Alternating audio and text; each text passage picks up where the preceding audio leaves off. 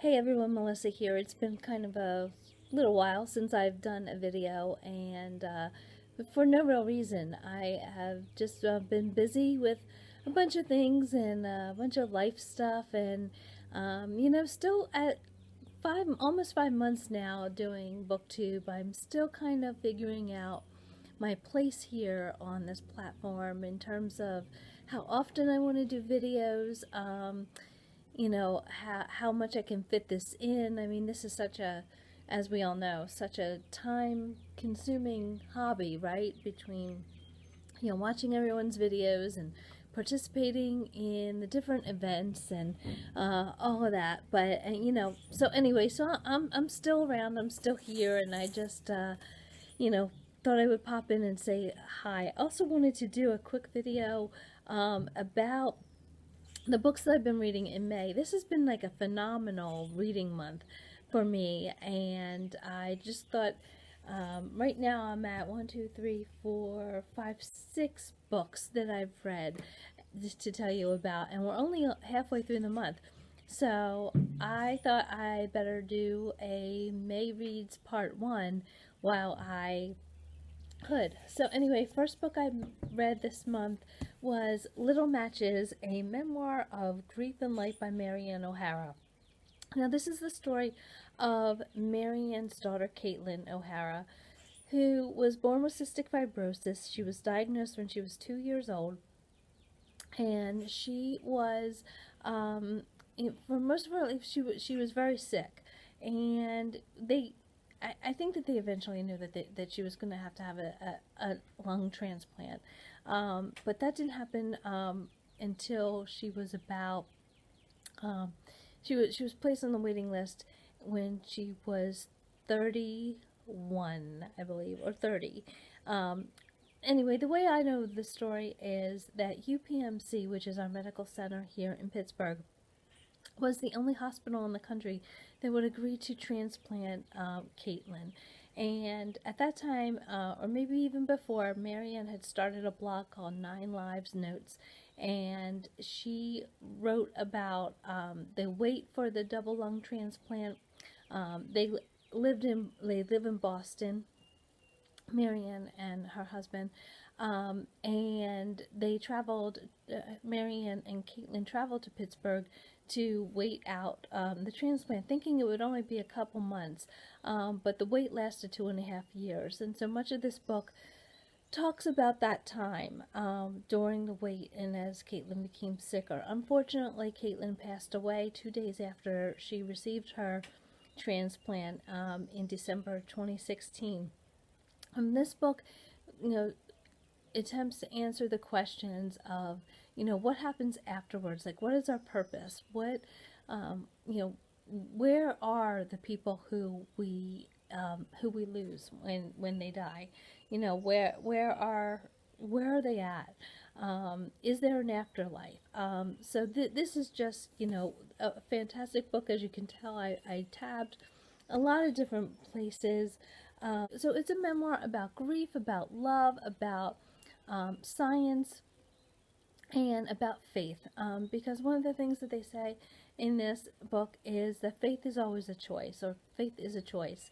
And to have faith that there would be a donor, a transplant happening, and a new pair of lungs would find Caitlin. So this is just it's a wonderful, wonderful memoir. I'm really not doing it justice here at all. There's just so much I can say about this, and it's definitely a memoir that is definitely well worth your time. So this was the first book that I read in May. And I'm also counting this for maybe midrash, because it really does explore those questions about spirituality, about faith, about what happens afterwards, what's the purpose of all this. So I think it definitely does count for that purpose. I did participate in Springathon, and I don't know whether some people are extending Springathon into the rest of the month. I'm personally thinking about doing that because, most of the first 2 weeks here in May here in Pittsburgh were just absolutely dismal. They were rainy and cold and just like wintry, right? So I'm just starting to get into into the into a spring like mode, you know.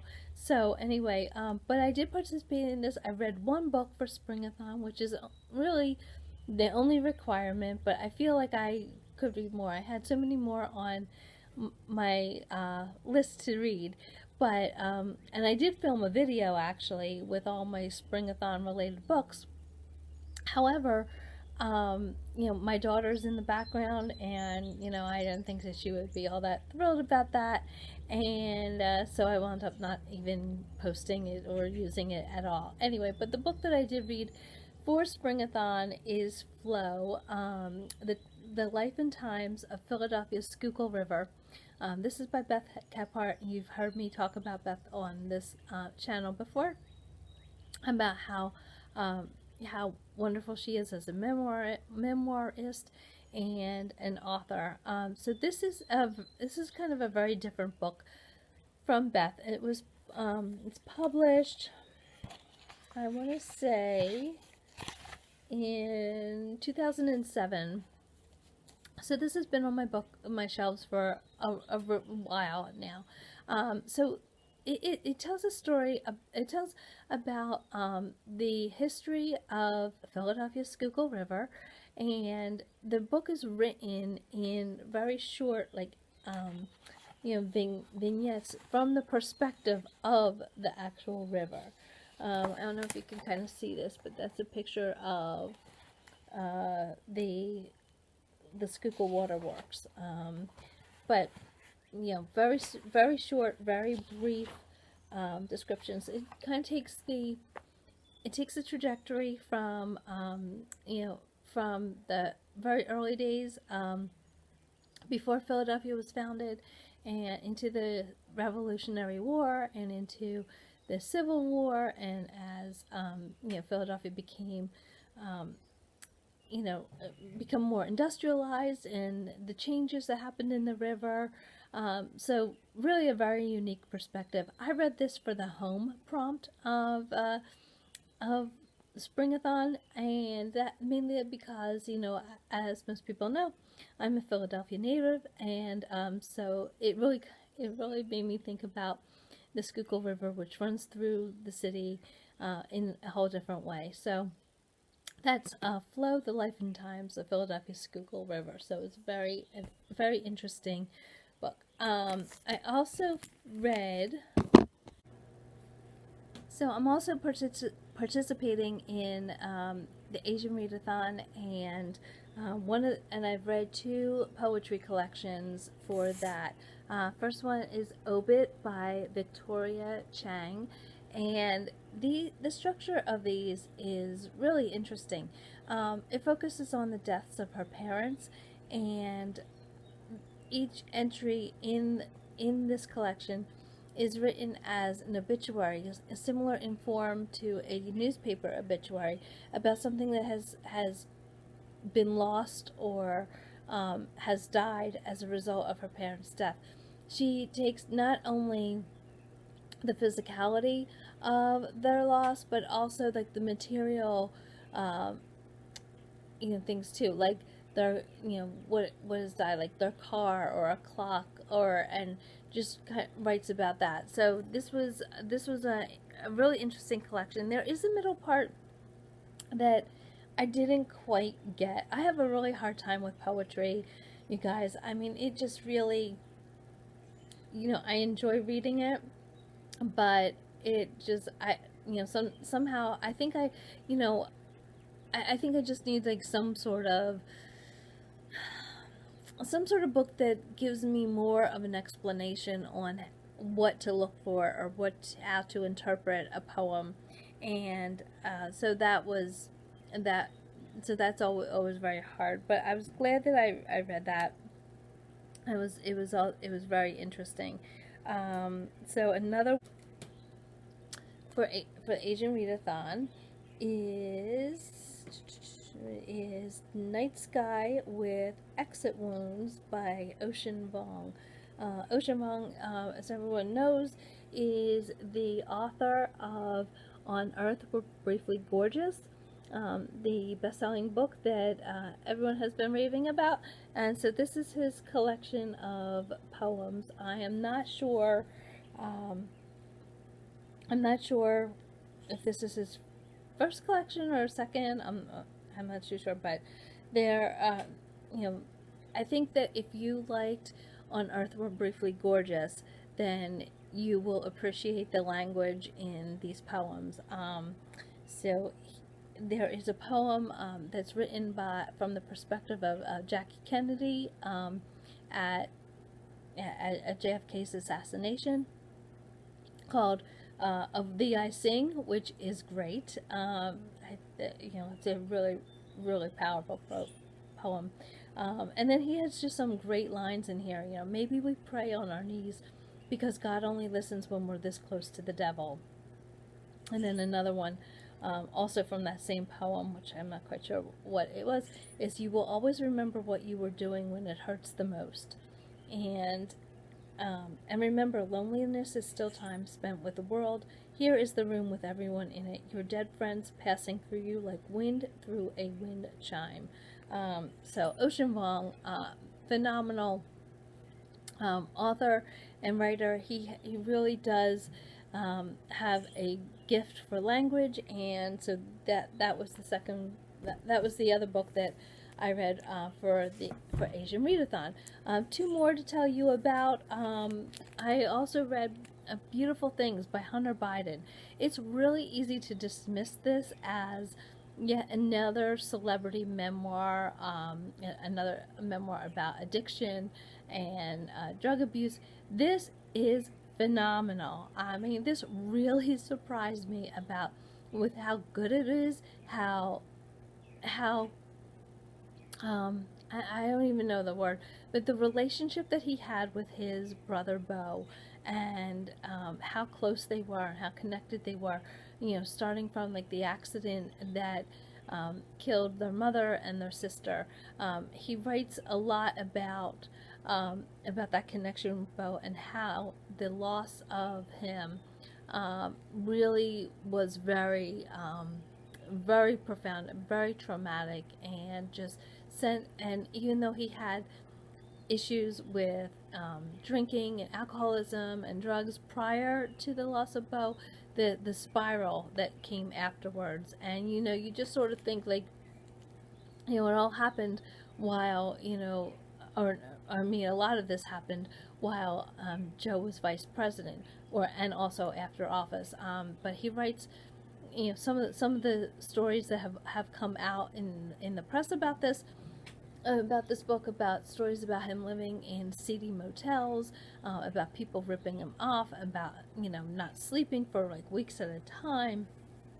It is just, and where he is now is just a really fantastic read. This is one that you could probably read in like a night or so, something like that.